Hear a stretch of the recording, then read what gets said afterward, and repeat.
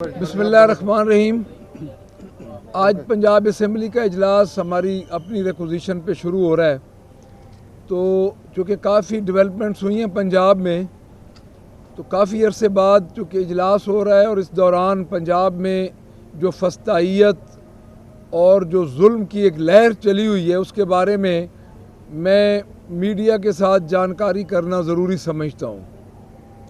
इस वक्त जो हालात हैं पंजाब में इस चचा भतीजी की हुकूमत के, उन्होंने तकरीबन पंजाब से हमारे 5,000 से ज़्यादा वर्कर्स को गिरफ़्तार किया हुआ है और हमारे पुरअमन एहतजाज को उन्होंने सबोताज करने की कोशिश कर रहे हैं और कर रहे हैं। और उसके बाद जिस तरह ये सिर्फ़ एक यकनुकाती एजेंडे पे ये काम कर रहे हैं कि पाकिस्तान तहरीक इंसाफ को किस तरह कुचला जाए, उसकी मैं स्टेप बाय स्टेप आपको बताऊंगा कि इनके पास आखिरी हरबा रह गया था कि खान साहब की दो बहनें जो कि घरेलू ख़वातीन हैं, उनको उन्होंने वहाँ से गिरफ़्तार किया और उन पे पूरे पंजाब के बोगस पर्चे डाल दिए।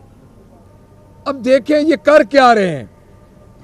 इमरान खान जेल में, उनकी बहनें जेल में, खान साहब की बीवी जेल में, और इन्होंने क्या करना है। वर्कर चार्ज है, जो खान साहब के वर्कर्स हैं, पाकिस्तान तहरीक इंसाफ के रिप्रेजेंटेटिव हैं, वो सब तैयार हैं हर वक्त हर कुर्बानी देने के लिए। उसकी वजह यह है कि इमरान खान इस वक्त जेल में है और ये अपनी आइनी तरमीम मंजूर करने के लिए ये किस हद तक गिर सकते हैं। मेरे ख्याल में कोई डोगरा हुकूमत भी इस हद तक नहीं गिर सकती थी।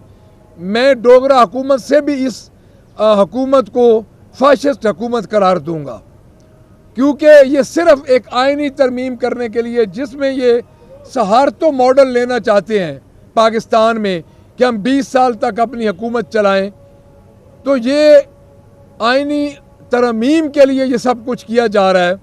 हमारा जो नैरेटिव है वो बड़ा वाज़ेह है कि महंगाई जिससे लोग मर रहे हैं, खान साहब की रिहाई जिन पे बेसलेस मुकदमात हैं, और उसके बाद उन मुकदमात का जब फैसला होना शुरू हुआ तो इन्होंने मज़ीद खान साहब पे मुकदमात बनाए और आइनी जो है अदालत और आइनी तरामीम की मुखालफत और अदलिया की आज़ादी।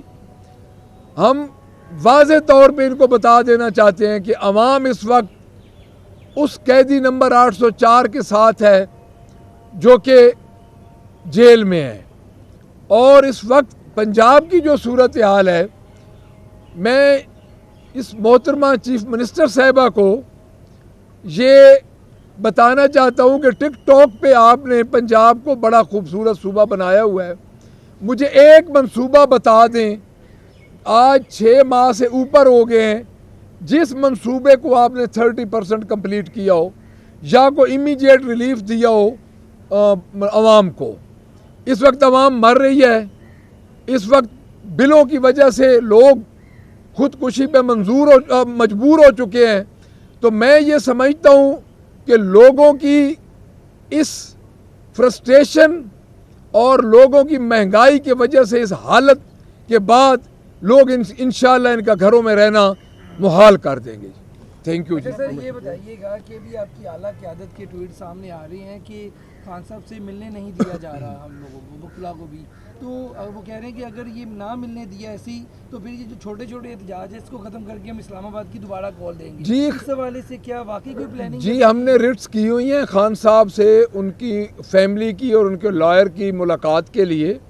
तो मैं ये समझता हूँ कि अगर ये हुकूमत, ये जो हुकूमत इस वक्त फस्तायत की इंतहा पे है, और मैं इस हुकूमत को यह भी बताना चाहता हूँ कि जिनके वहाँ पे ये काम कर रहे हैं वो किसी को जवाबदेह नहीं है, कल जवाबदेह आपने होना है। तो हमारा प्रोग्राम है जी, अगर ये सारा काम ना हुआ तो हम डी चौक के लिए दोबारा तैयार हैं जी। Thank you.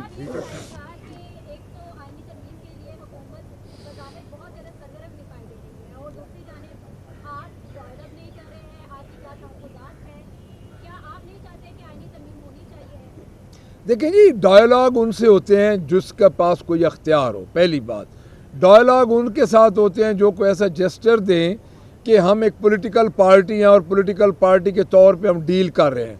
इस वक्त हमारे साथ हम जो डील हो रहे हैं वो सिविल मार्शल लॉ के तहत डील हो रहे हैं। हमारे MPs को नाजायज़ मुकदमात में पकड़ा गया, हमारे MPs पे नाजायज़ मुकदमात डाले गए।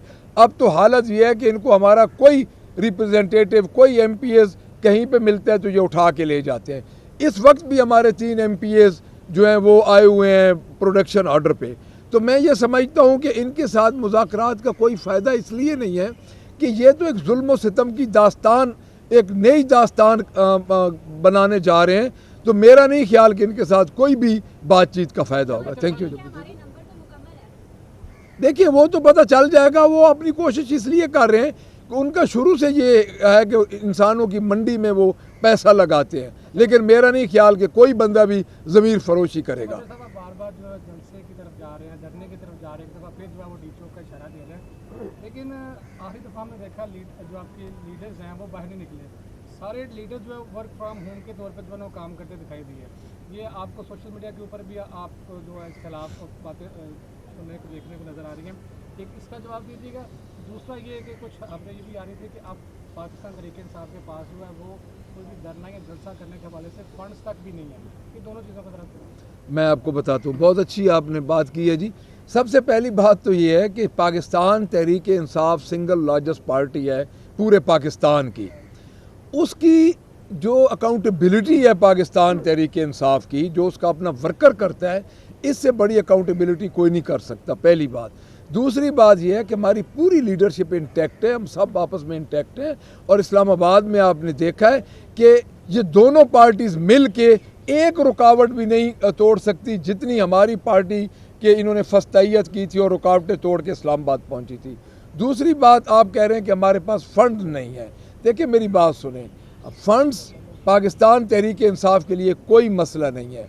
जो लोग 10-10 FIRों का सामना कर सकते हैं, जो लोग जेलों में जा सकते हैं, जो लोग बोगस मुकदमात में सज़ाएं भुगत सकते हैं, उनके लिए पार्टी के लिए फ़ंड इकट्ठा करना कोई परेशानी नहीं। बचर साहब ये बताइएगा, तंजीम साजी दोबारा होने जा रही है क्योंकि अदम एतमाद कर दिया इस जलसे के बाद जो लाहौर में हुआ था। सर, ये तंजीम का मामला है, ये मेरा मामला नहीं है। मैं अपोजिशन लीडर हूँ, ये तंजीम का मामला।